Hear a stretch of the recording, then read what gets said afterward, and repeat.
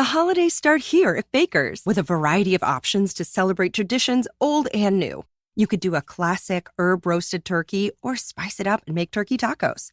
Serve up a go-to shrimp cocktail or use Simple Truth wild-caught shrimp for your first Cajun risotto. Make creamy mac and cheese or a spinach artichoke fondue from our selection of Murray's cheese. No matter how you shop, Baker's has all the freshest ingredients to embrace all your holiday traditions. Baker's, fresh for everyone.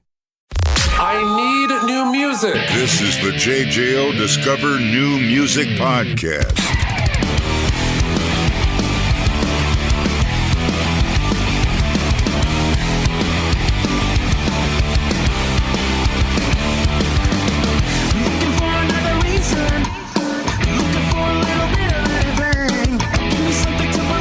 Wolfgang, how are you, my friend? I'm doing well. Thanks for having me. All right, well, let's get right to it. Obviously, there's no denying your talent. All right, you got the chops, kid. You come from legendary musical pedigree. You played in Van Halen. Your dad's Eddie. You played in Tremonti. But for you, as Wolfgang the artist, what's special about getting your second solo album of originals out there, your own sound to the masses? It's nice to have an opportunity to show that this isn't just sort of a quick one-off thing. Like this is what I do now. This is so just to get that extra foot down is really nice. Did you maybe have those second album jitters, which I know sounds crazy for a fella like you, but with that sophomore album and putting that together and getting it out there, was there maybe more confidence going into the studio this time? Yeah, I think I came into it with more confidence compared to the first one after having established what I did with the first and kind of getting into this one. I think the only thing I just wanted to avoid was a sophomore slump, so to speak. So it's nice to see the record being so positively received, certainly. Now, also, too, I know after your first album, your debut solo album, you had some extra material, some stuff that was already ready in the can, and you were pretty much ready to go. You toured to support that first album, but then once you got off the road for that, just talk about, retooling some of those songs, having some of that stuff ready and having that second album kind of already on the horizon. Yeah, there were some ideas that didn't make the first one that I think needed more work, and then I had written a bunch at the beginning of 2020 and then some at the beginning of 22. Just kind of compiled all those ideas together, and the best of those are what you hear on the album. And best of is an awesome way to put it because it's an awesome album. And it even comes with a limited edition pink cassette version, which if that comes with a pencil, that's even perfect. So you can wind that thing up. Right.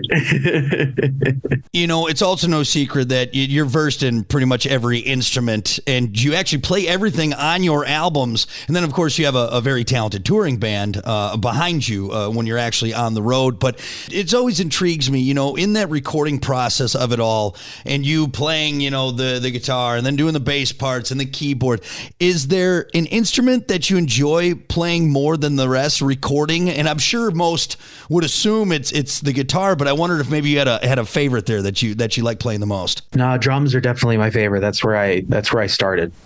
So I really feel like I don't get much of an opportunity to play drums anymore. Outside of recording, so I have a lot of fun doing that. Get in there, and it's very cathartic to get the old sticks back out of everything. Exactly.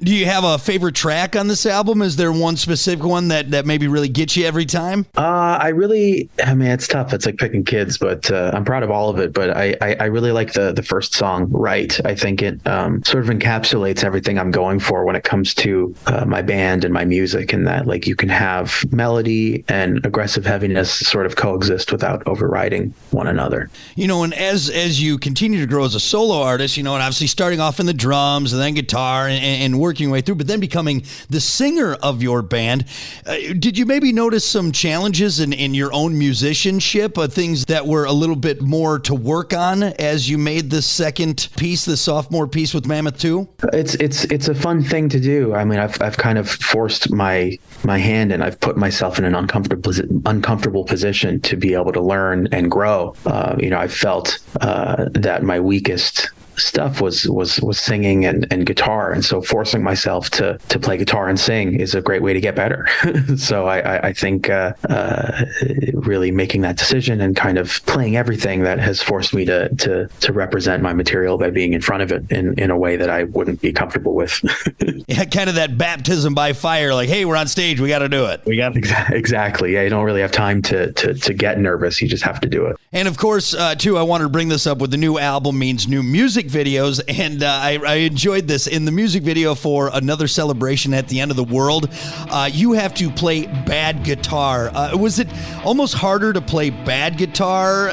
Like acting, was that kind of a stretch for you? I feel like it might have been for a guy like you. Yeah, it might be a little harder. I really don't know, because it's all I know is that it's fun.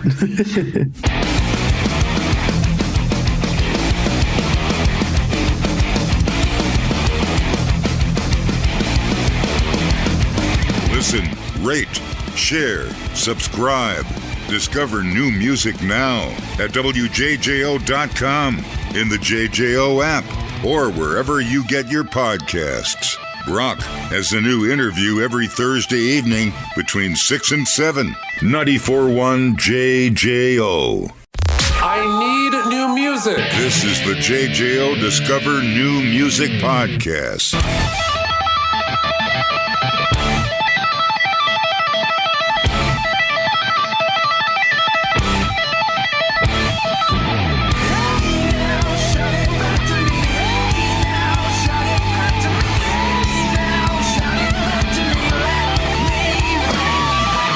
All right, well, now that the important stuff's out of the way, like, of course, the brand new album, Mammoth II from Mammoth WVH, go get it now.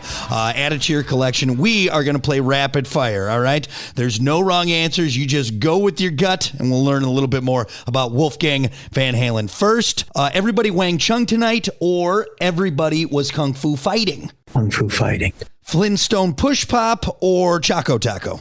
Push Pop. The Mighty Ducks or D2, The Mighty Ducks? It's been a while since I've seen both of them, but I think I remember enjoying the second one better. Isn't the second one where is Iceland the bad guys? Yeah, that's D2, and they play the street hockey and everything like that. It's awesome. But you know what? D3's baller too, though. I mean, they're all soaked jeans or damp socks? Oh, the jeans. The socks, soaked socks are the worst.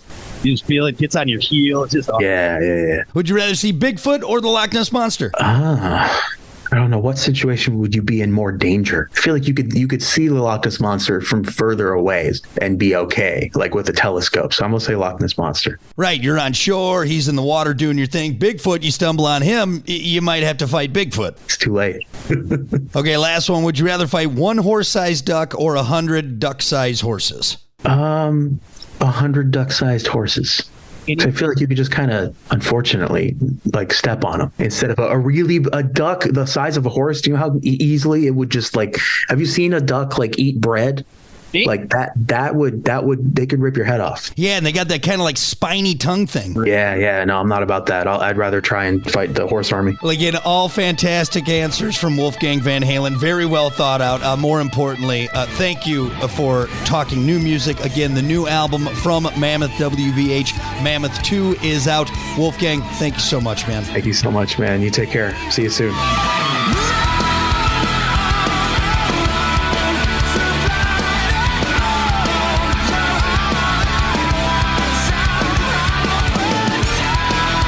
Listen, rate, share, subscribe.